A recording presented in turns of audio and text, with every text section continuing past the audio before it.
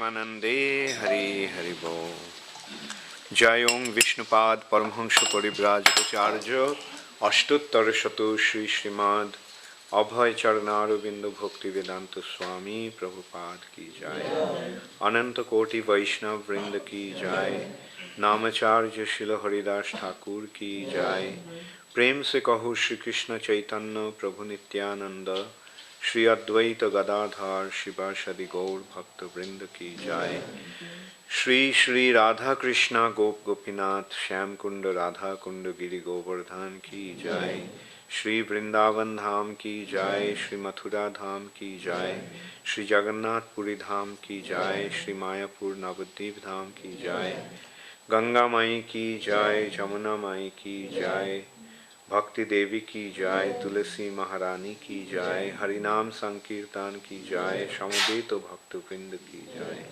All glories to the assembled devotees, all glories to the assembled devotees, all glories to the assembled devotees, all glories to Sri Guru and Sri Gaurango, all glories to Srila Prabhupada. Namong Vishnupadaya Krishna Pristhaya Bhutale Srimate Bhaktivedanta Swami Niti Namine Namaste Saraswati Deve Gauravani Pracharine Nirvishesha Shunnavadi Paschata Shatari Srila Prabhupada Ki Jai. When did you come? Last night. What time? 9:30. Okay. Someone picked you up? Subhananda? Yeah? Where's Subhananda? Yeah. You picked them up. Okay. You're comfortably situated? You live in Bangalore? Yeah, he's in Bangalore. Yeah, yeah. Your younger brother? Yes, Okay. And Sumi, how are you? Fine. Hare Krishna. I'm also happy to see you. He mentioned to me about you and he told me that you were coming. Hare Krishna. Have they been introduced, Ganganarayan?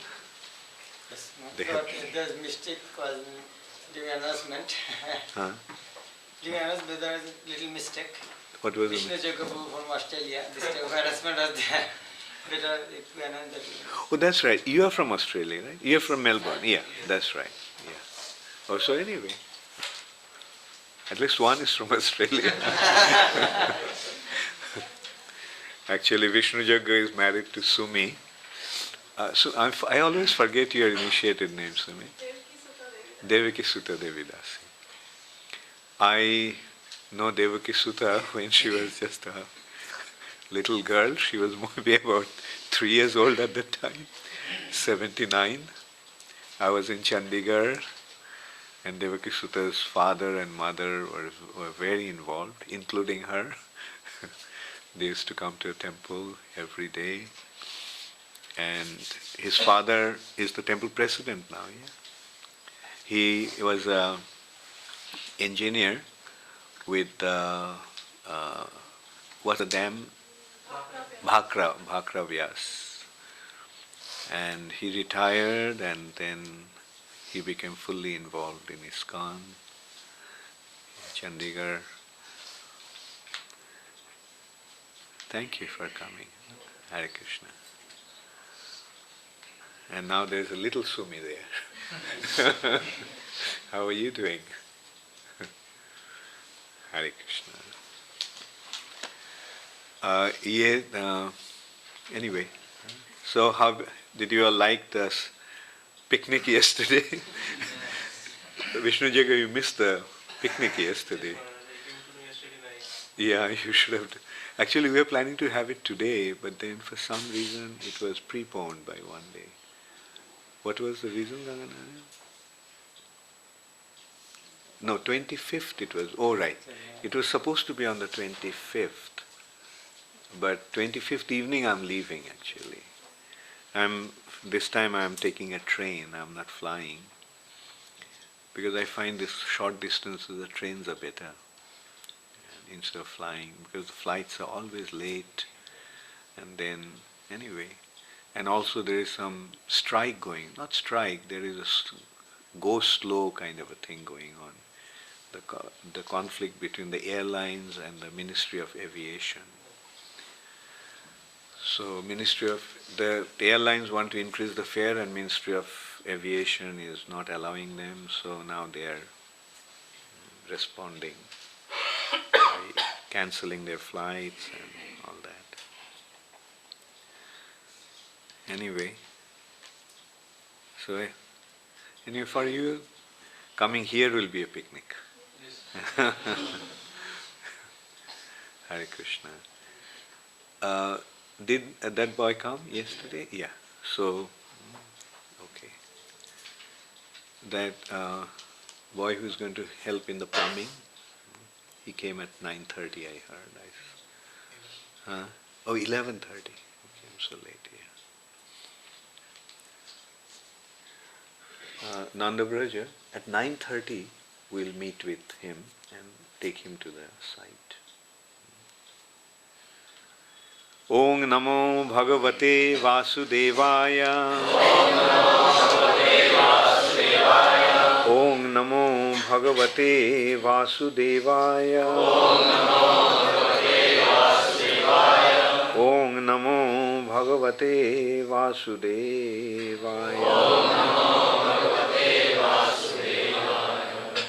Narayanam Namaskritya Naranchaiva Narottamam Deving Saraswating Vyasam Tato Jaya Mudiraye Nashtaprayeshu Abhadreshu Nittang Bhagavata Sevaya Bhagavati Uttama Shloke Bhaktir Bhavati Naishtiki.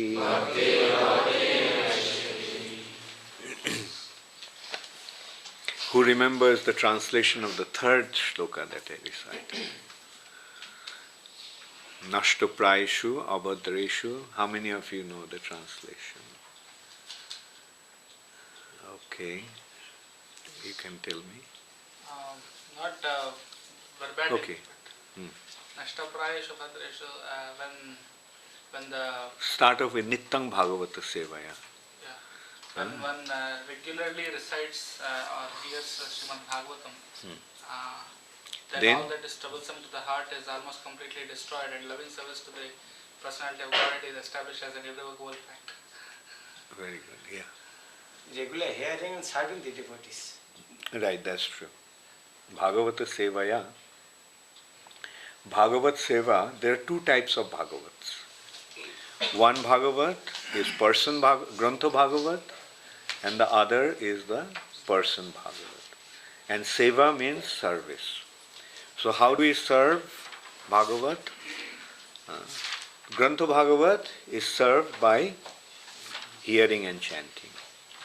And person Bhagavat is served by direct physical service to that person.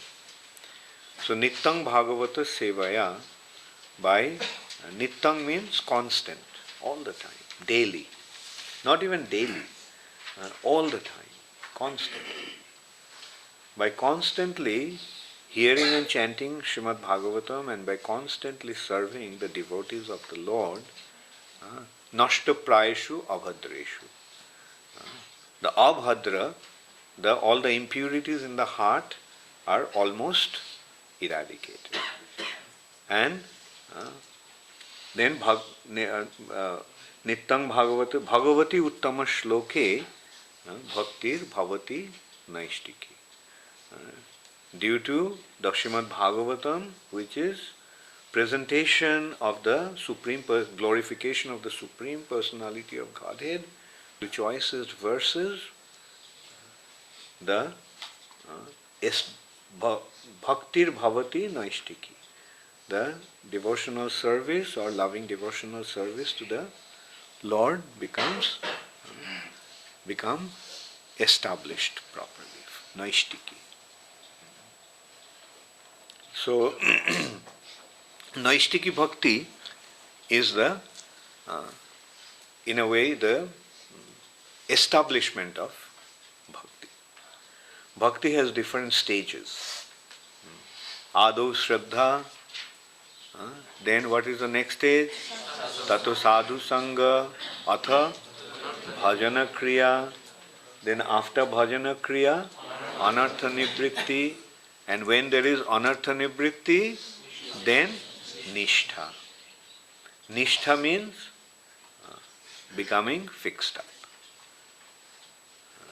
So Nishtha is, Naishtiki is the Nishtha Parayana Bhakti. When the Bhakti becomes established, Bhakti becomes fixed up. When does Bhakti become fixed up? When the anarthas. What is the meaning of anartha? Anartha means the things that are not favorable to Bhakti. The things that are impediments to devotional service. Kam, Krodh, Lobh, Moho, Mad, Matsarya. These are one kind of anartha.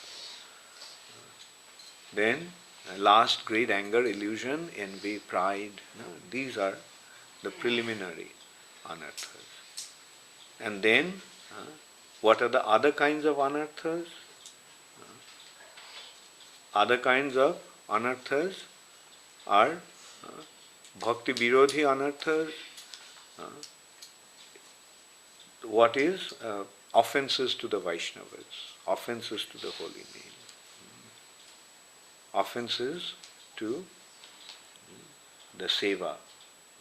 These aparads become the anarthas. Inattentive chanting is anartha.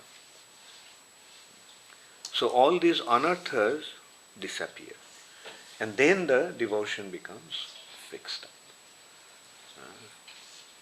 As long as we have the influence of lust, greed, anger, as long as we have the influence of false ego, then they will act as anartha. So that's why it is very important for a devotee or those who want to become a devotee to regularly practice devotional service by hearing and chanting Srimad Bhagavatam and by associating with the devotees favorably and serving the devotees and winning the favor of the devotees, mercy of the devotees.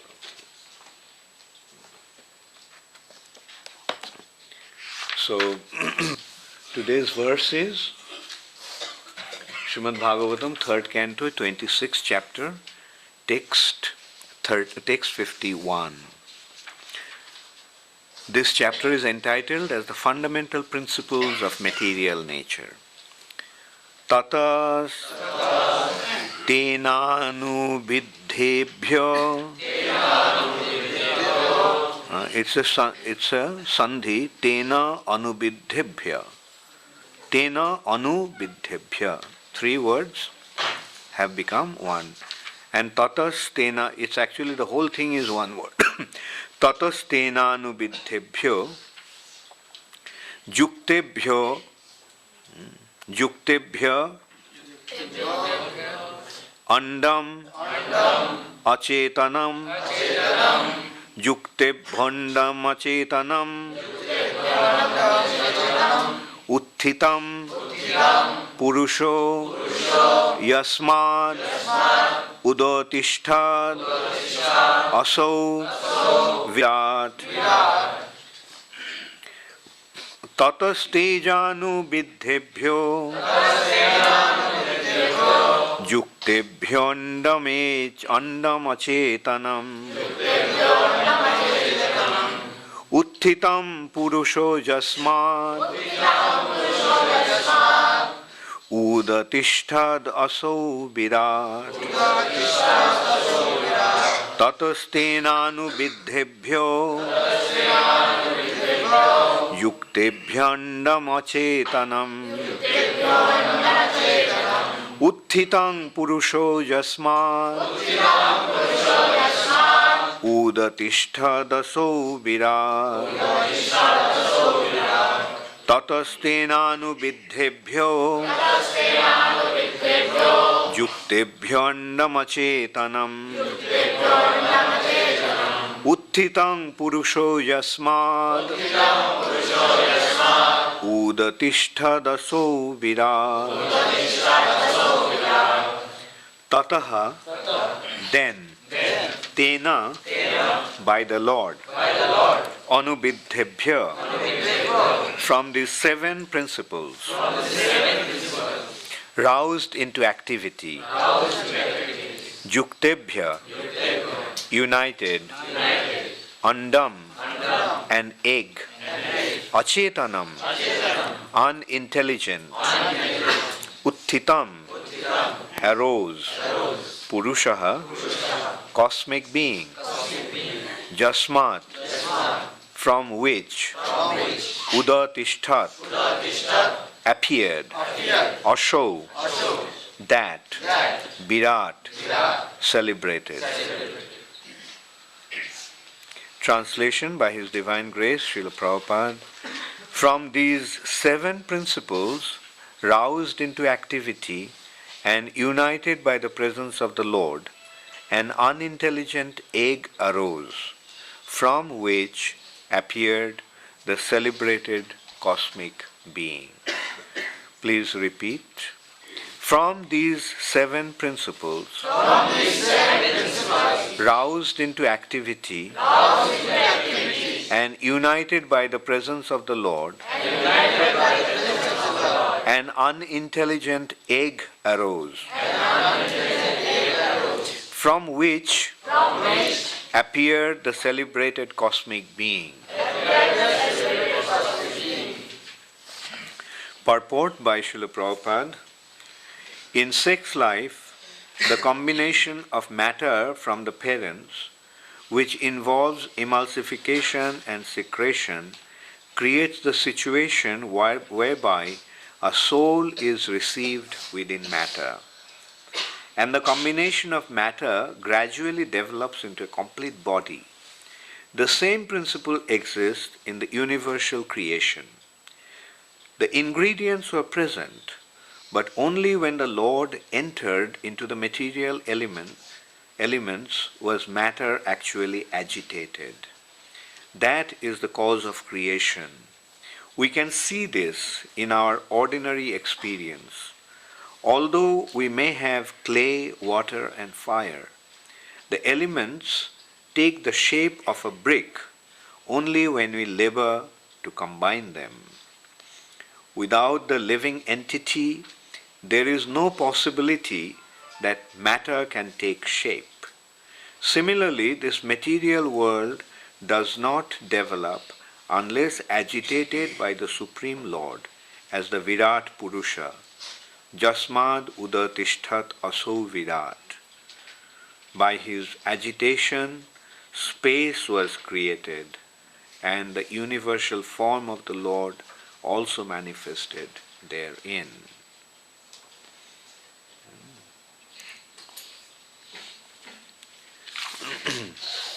tatas tenanuviddhebhyo yuktebhyo ndam acetanam utthitam puruso Yasmad udatisthad asau virat.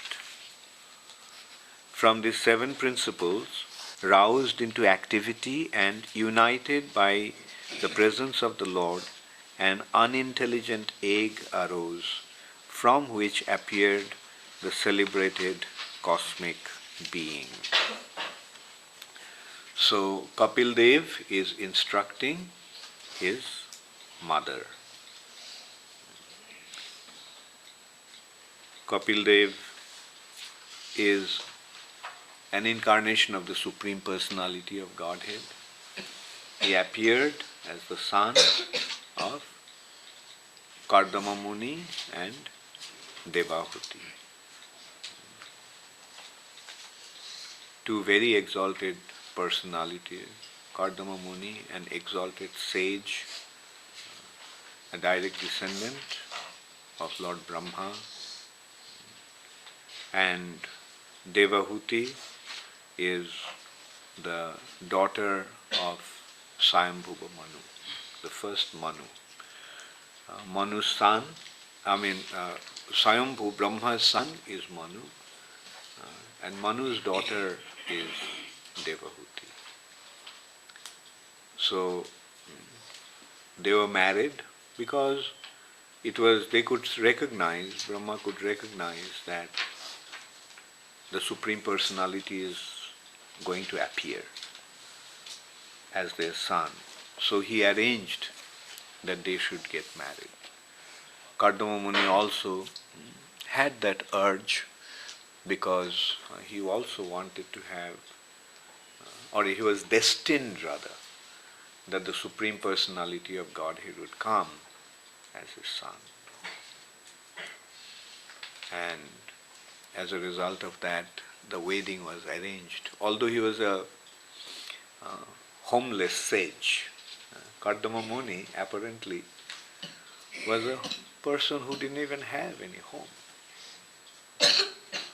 He was living under a tree, completely lost in austerities and penances, meditating on the Supreme Personality of Godhead. But then Swayambhuva Manu comes with his daughter and offers his daughter in marriage to him. In this way we can see that material prosperity, material comfort is not the goal of the Vedic civilization. The goal of Vedic civilization is spiritual advancement. And in order to achieve that spiritual advancement, they are prepared to renounce all material prosperity. Swayambhuva Manu is such an exalted personality. He is a Manu. He is actually the king of kings. He is the father of mankind.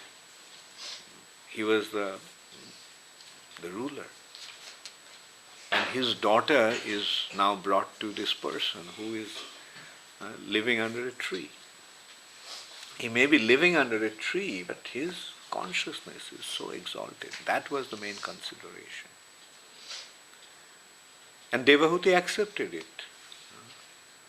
Now you tell a rich man's daughter to marry a homeless person from the street. Will she accept it? She will say, no, nothing doing. I'm not going. And everybody will think that it's a ridiculous arrangement. But that was not the consciousness, or that was not the mentality of the people of that time. Devahuti, a princess, just accepted. Like father left her there. She was all alone. All this while she was attended by hundreds of maidservants. She led such a luxurious life. As they say, she never even put her foot on the ground. She was so well taken care of. And that girl is now all by herself, alone, and her husband is half the time, not half the time, all the time, practically unconscious. He didn't even care that she was existing there. He was so absorbed in the thoughts of the Supreme Personality of Godhead that he didn't even care that she was there. But Devahuti, with all sincerity and dedication, she just kept on serving her husband.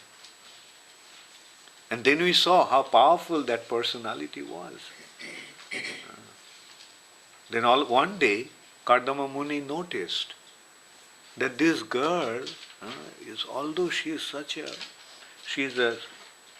a princess, look what has happened to her.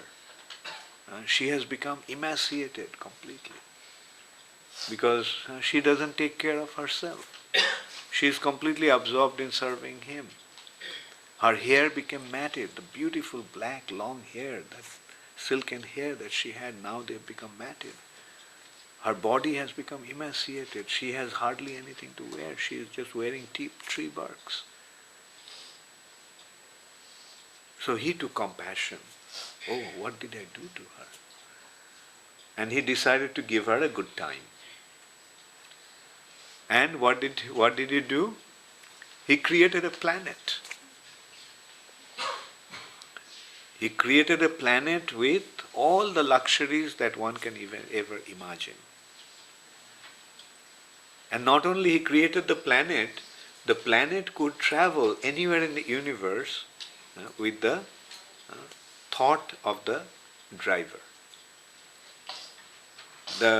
If the driver thought, let me go now to the sun planet, and immediately that planet would go to the sun planet.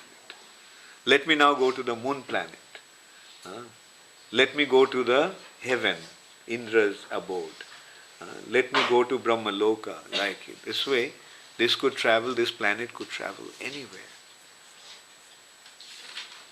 And there, Devahuti was enjoying with her husband, and in due course of time, after giving birth to 7 daughters, she gave birth to Kapil Dev. Kapil Dev is the Supreme Personality of Godhead, an incarnation of the Lord. And then, after the birth of Kapil Dev, soon after the birth of Kapil Dev, Kardama Muni left home and went to the forest to continue his absorption with the thoughts of the Supreme Personality of Godhead. And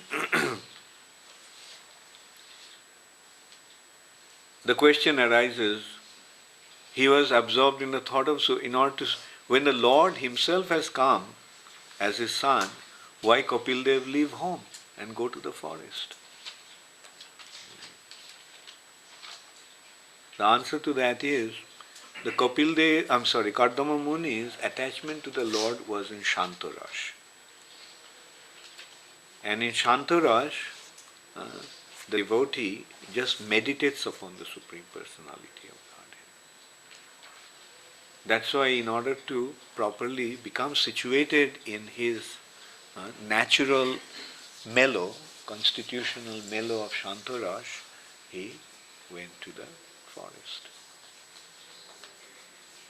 And then Kapil Dev, also before leaving home, he is instructing his mother. And this instruction of Kapil Dev constitutes the Sankhya philosophy, the original Sankhya philosophy. Kapil Dev very systematically is analyzing the creation aspect of this, or sub-creation aspect of the universe, or material nature. Srimad Bhagavatam has 10 angas, 10 limbs, or 10 branches. What are the 10 branches? Do all of you remember? Who doesn't remember? Please raise your hand. Okay. And who does remember? Okay. Sadhana Siddha. Not the verse, just tell what are the 10 angas? Sarga. Sarga means primary creation. Sarga. Visharga means sub-creation, secondary creation. Attasharga Visharga, Stama means on the planetary systems. Living entities. Yeah. Attasharga Visharga, Stama. Ushna means maintains. Attasharga Visharga, Stama, Ushna means creative matters. The changes of the mind. The changes of the mind. And ruling us. Then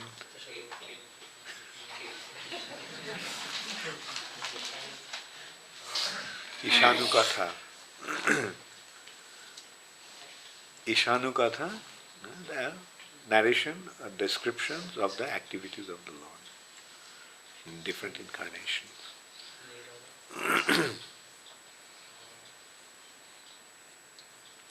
Cessation of material activities. Then mukti, where is mukti? Muktir ashraya. Nirodha, mukti. Mukti means liberation, and beyond liberation is the understanding of the Supreme Personality of Godhead and our relationship with Him. Ashraya. Who is the supreme shelter? The Supreme Personality of Godhead. So this is Visharga aspect of. So this is the symptom of, these are the symptoms of a Mahapuran. Srimad Bhagavatam is a Mahapuran because Srimad Bhagavatam has all these 10 symptoms. Most of the Purans have generally 5 symptoms. Only Bhagavat deals with 10 symptoms. Lakshanam. Dashame Dasha Lakshanam. So this Visharga is being, Sarga and Visharga is being described here. Like the sub-creation. The universes are created by the breathing of the Lord, by Mahavishnu. And then this is also a part of that sarga, how the different elements are coming into being. Like material nature, the creation gradually evolves into matter. Not that they evolve into matter, they manifest. Matter becomes activated. The material nature has 2 states. Abhyakta dini bhutani vyakta madhyani bhava. Abhyakta nidhanan neva. There are two stages of the material nature. Manifest and unmanifest. Vyakta, abhyakta and vyakta. So, from unmanifest stage, how the material nature is becoming manifest, that is being described here by Kapil. How the creations actually began. And he is explaining how the different elements are becoming manifest. How did the elements manifest?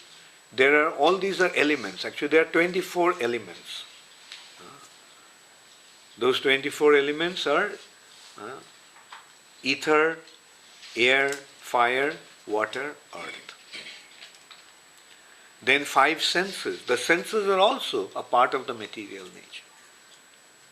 The living entities acquire the senses. The senses are there. That is the understanding. Then the interaction between the senses and the elements give rise to 5 objects of the senses. Ether interacts with ether interacts with ears and sound is produced. Air interacts with skin or touch, the touch sense is produced. Fire interacts with eyes, form is produced. Water interacts with tongue and taste is produced. And earth interacts with nose and smell is produced. And we can see how scientific it is. Like sometimes we can understand that how the form is linked with fire and eyes. If there is no fire, that means if there is no light, if there is no fire, then there won't be any light. And if there is no light, we won't be able to see any form. And who sees the form? The eyes see the form. So we can see the link. How scientific. Modern science has billions of years to go to come to this stage of understanding.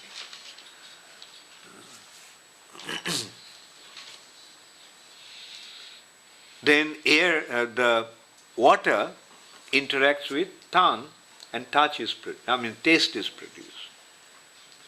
Now we can see, Prabhupada is making that point in the purport, that in the tongue there is water, there is saliva, and the saliva tastes the food.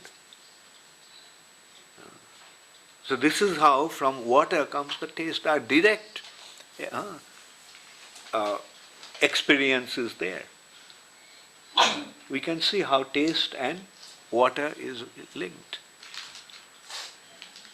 If tongue didn't have saliva, would it be able to taste? No. And then it is coming, then in this way, it then comes to, I have discussed about, 5 elements, 5 senses, 5 objects of the senses, and then 5 working senses, 20.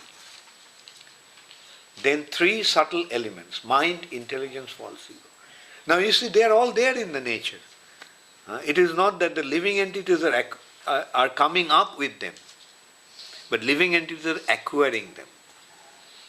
By the arrangement of the Lord,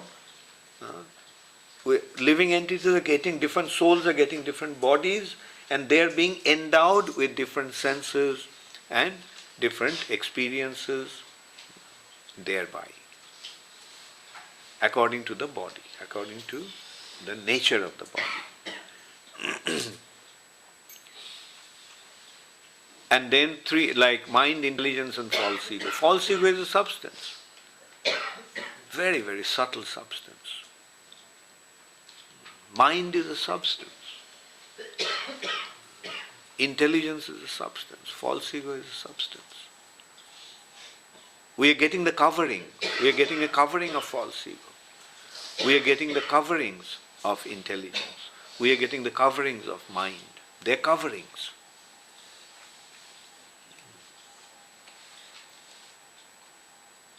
And then comes the Mahatattva.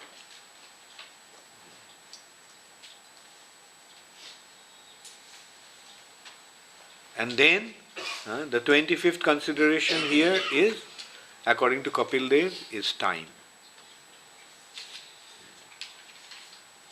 And the time is not matter. Time is not matter. Time is not material. Time is spiritual. It's an expansion of the Lord in the form of time. It's actually, time is an expansion of Shankarshan. And that time factor is controlled by Lord Shiva, who is also an expansion of Shankarshan. Here we are, in the place of Mahakal. Mahakaleshwar. He is not Mahakal, he is Mahakaleshwar. Mahakal is time. And who is the controller? Who is the Lord of time, Ishvara of time? Lord Shiva. Therefore he is Mahakaleshwar.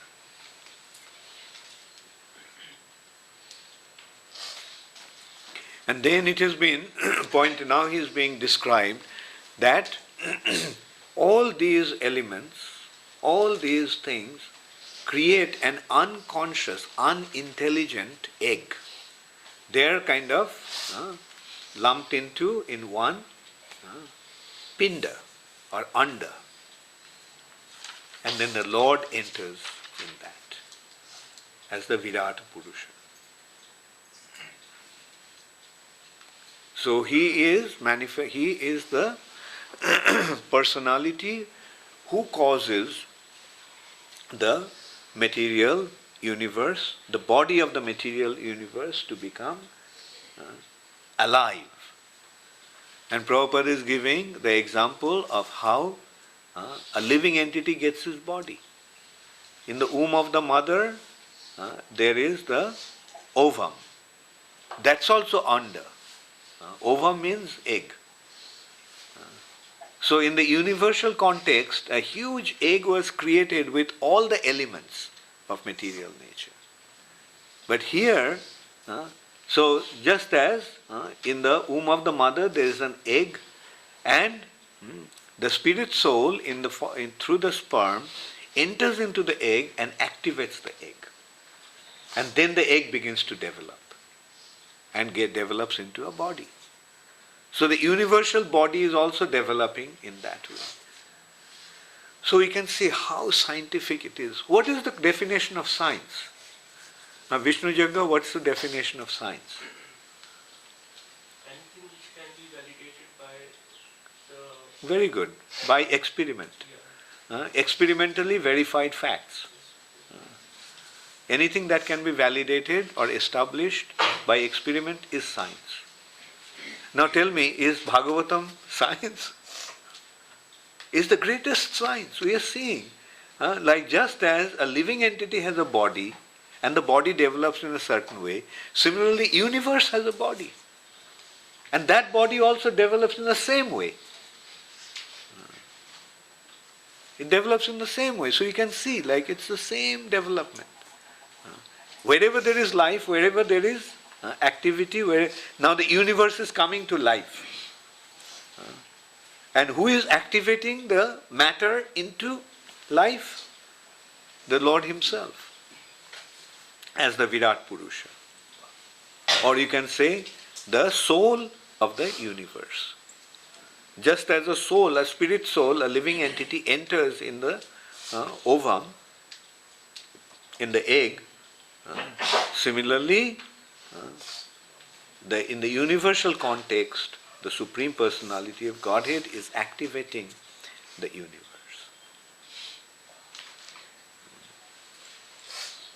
And so Prabhupada is making that point in the purport here, that I'll repeat that one.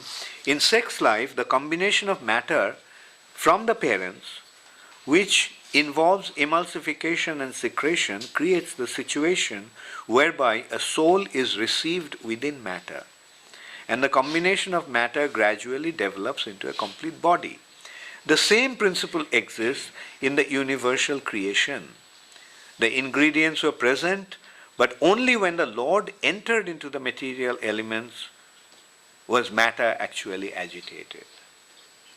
Matter became activated and the matter developed into, this matter began to develop into different bodies. We can see this in our ordinary experience, although we may have clay, water and fire. So anything that in order to become activated must have the living force behind it. The matters are there, the ingredients are there, but can the ingredients take a shape by itself? And the shape is actually the body. There are two types of shapes. One is the inert shape and the other is living shape. The living shape has a soul in it, and the inert shape doesn't have a soul in it, active soul in it. Like this table. Now the table, how did it become a table? Because some carpenter, a living being, gave it the shape. If the carpenter was not there, the table will not be there. If the builders were not there, this building would not be there. And Prabhupada is giving the example brick. The clay is there, water is there, fire is there. But can they become brick? We'll get brick? No. But what do? Somebody comes and mixes the clay with water and then puts it in a mold and gives a shape. And that shape is burnt in fire. And then the clay, which was originally very soft, now has become very hard, solid, like rock. So wherever we see any shape, we have to understand that there must be a life or living force behind that. Like where we are seeing the universes, we are seeing the planetary system, so many stars and planets in the sky. Now how they become manifest? how are they maintaining an order? So we have to understand that there must be an intelligent being behind that who is controlling that. Can a car drive by itself? Huh? No matter how sophisticated the car is, a driver has to sit there and drive. Sometimes somebody may say, well, there are cars that can drive without man. Even aircrafts and rockets can fly like without man. But there's some man somewhere with a remote control, he is controlling that. The rocket itself or the car itself or a plane itself cannot fly by itself. There has to be an intelligent being directing it. Like you can see what kind of cheating is going on. Now they're making movies. In the movies they show movies like Terminator. So, how many of you have seen Terminator? Okay, oh, thank you.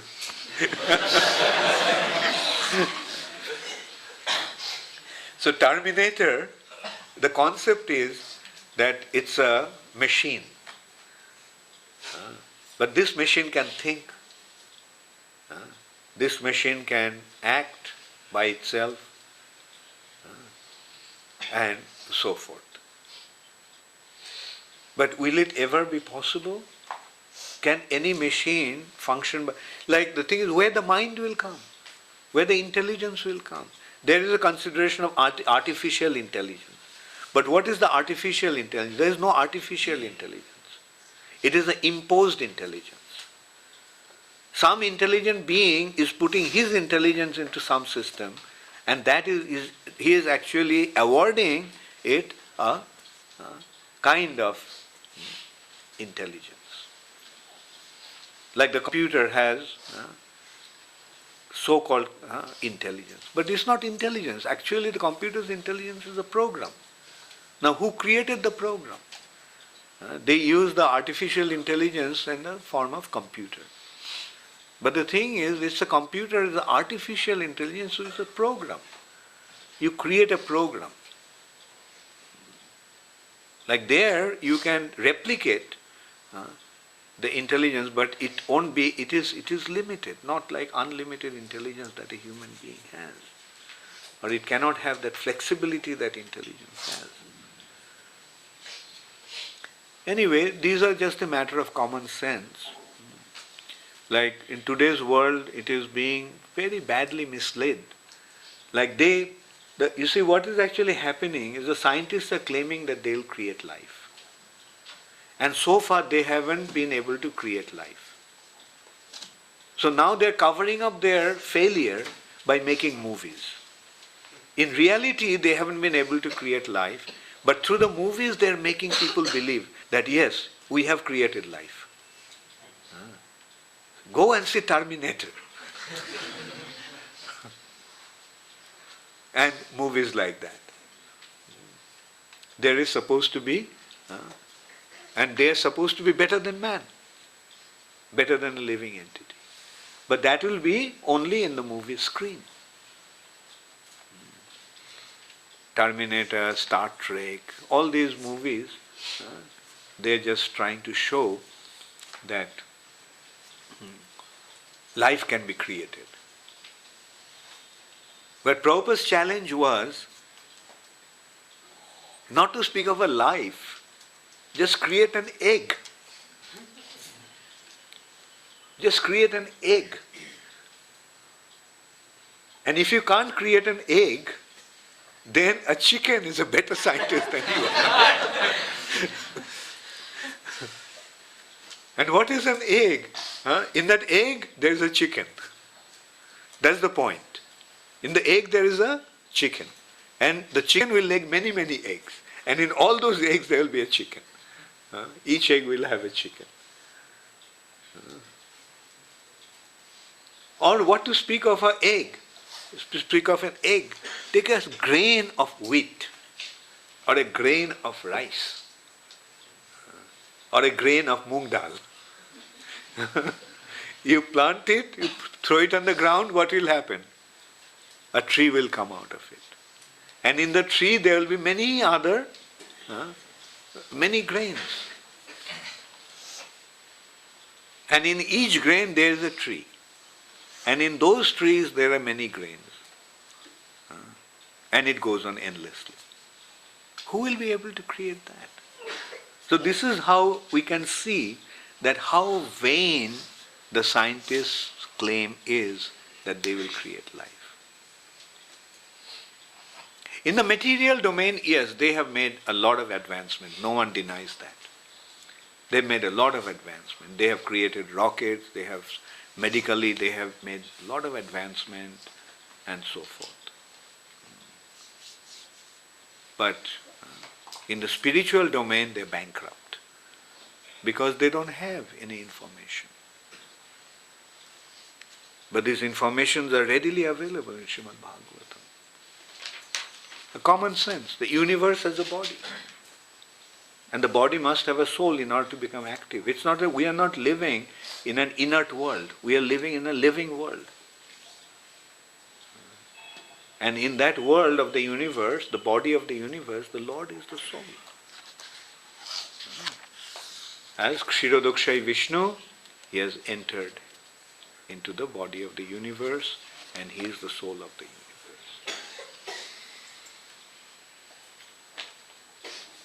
No, I'm sorry, it's the Garbhodakshay Vishnu.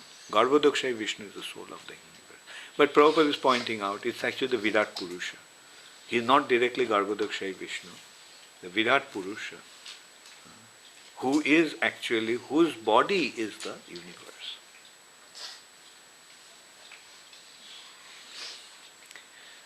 Hare Krishna. Does anybody have any question? One question is, I have a couple of questions. One is that it's generally said that the subtle elements are more powerful than the gross elements. But we see also that according to the description that has been given so far, that the grosser elements have more qualities than the subtler, because ether has only sound, but whereas water has sound as well as taste. And the earth has all the 5 qualities. So the grosser, we see that they have more qualities.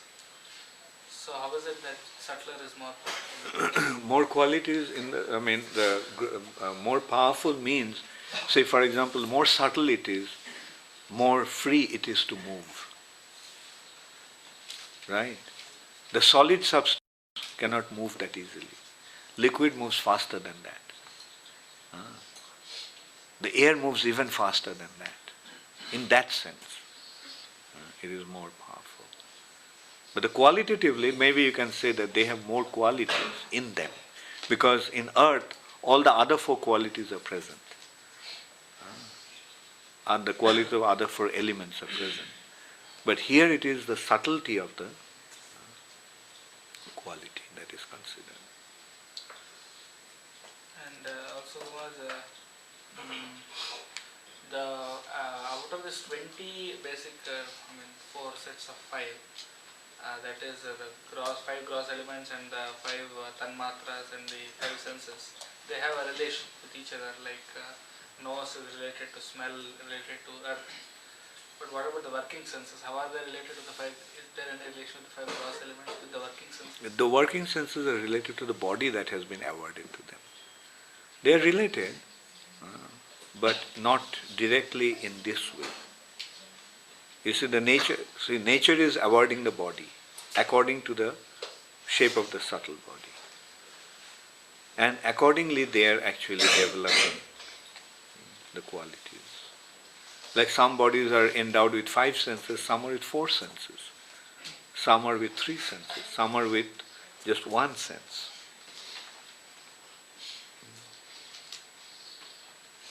That way, the higher the thing, the greater is the sense perception. Higher the body, greater the sense perception.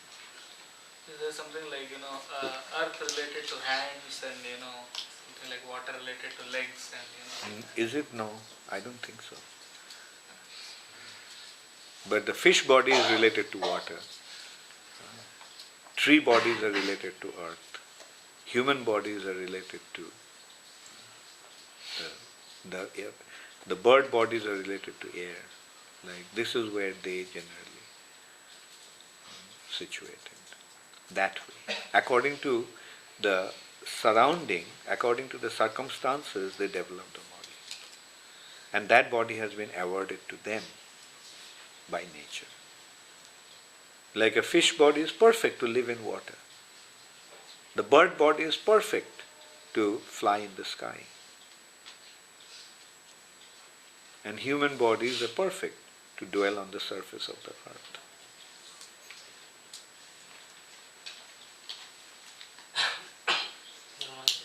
As Srila Prabhupada explained in Purport, that due to the combination of man and woman, and when further semen enters into the mother womb, then fetus and embryo develop. So we see that even if there is combination, but they can't produce children. So, because the soul is not entering. By the arrangement of nature, the soul impregnates the egg or ovum. So sometimes it doesn't impregnate.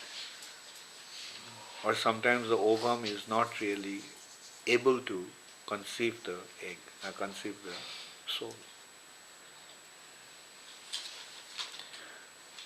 Who had some other question? Yes?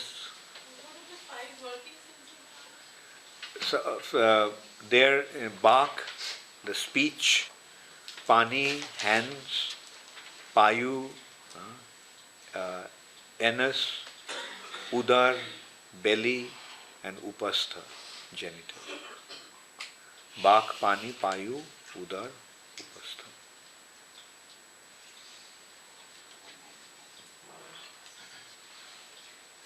His description of the Sankhya philosophy, the Lord describes the creation of the various elements. The Lord describes what? The creation of the various elements, that how like that. Yeah. Is there any explanation available anywhere where how the modes of material nature are created? How the? Modes of material nature. Modes of material nature. Yeah, Trigunna Vishaya Veda. But how actually they are created? How They are there. They are not created. I know, actually they are there.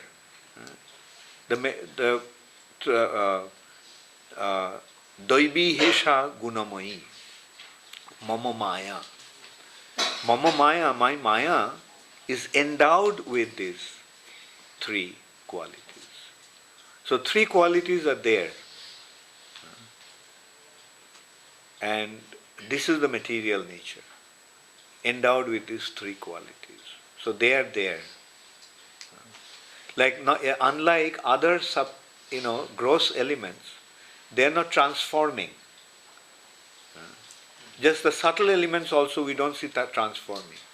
It is not that from mind comes intelligence or from intelligence comes false ego. No, it's not that. They are there, they are existing. But the gross elements are transforming.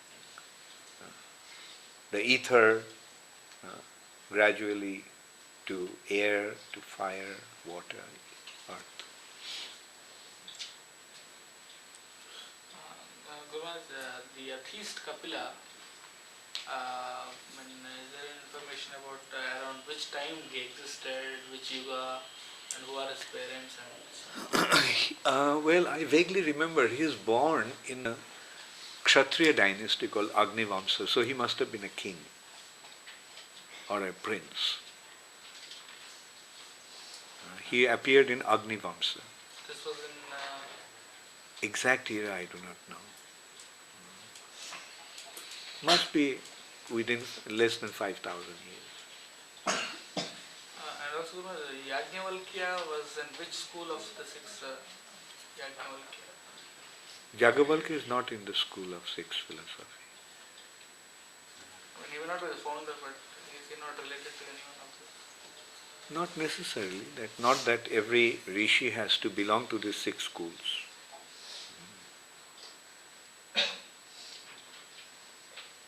The 6 schools of Vedic philosophy, these 6 schools of Vedic philosophy are existing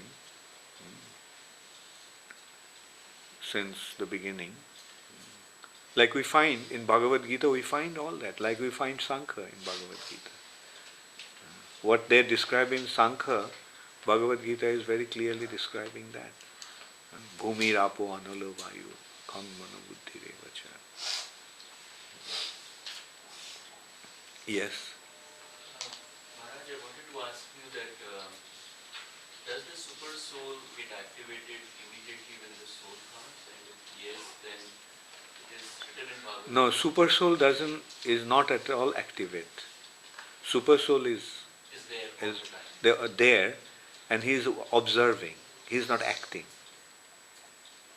Super soul is inactive. You get it? His upadrashta is just watching. And anumanta, he is sanctioning. He is just standing there and like he is watching the living entity's activities. But the super soul becomes activated only when one becomes a devotee and renders his devotion, the service to him. Then the Lord, because of the devotion, because of the love, he cannot remain inactive. He responds. And then he becomes Bhagavan. So its point is, the Lord is present in everyone's heart as a super soul. But that aspect of the Lord as super soul is inactive. But when one becomes a devotee and begins to render devotional service, then he becomes active. And that active aspect of the Lord, when he responds to the love of his devotee, then that is Bhagavan. Brahmeti paramatmeti bhagavaniti shabdate. So that Bhagavan aspect is due to the loving exchange. In the spiritual sky, that loving exchange is constantly there between the Lord and the devotees. Therefore, he is there as Bhagavan. Just one more question. In Bhagavatam, somewhere it's written that super soul is 7 inches in size. So the question was that in small animals like ants, so how do we conceive it? How do we? Yes, sometimes it also has said the shape of a thumb, like the size of a thumb. I don't know. Because at the same time it has been pointed out, honor oniyan is smaller than the smallest. Right? So to give him a material dimension 7 inches, I don't know. I mean, these are certain things that I can't conceive. Is smaller than the smallest. Keshagra satobhagasya satodha. 1/10,000 part of the tip of the hair. So that's another description. Now can you measure 1/10,000 part of the tip of the hair? Which means its size is inconceivable. But probably one thing can be, I haven't come across that in any scripture as yet.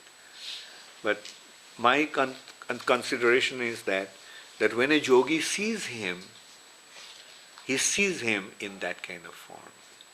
According to his conception, he sees him in the heart in that way, which is kind of synonymous to 7 inches.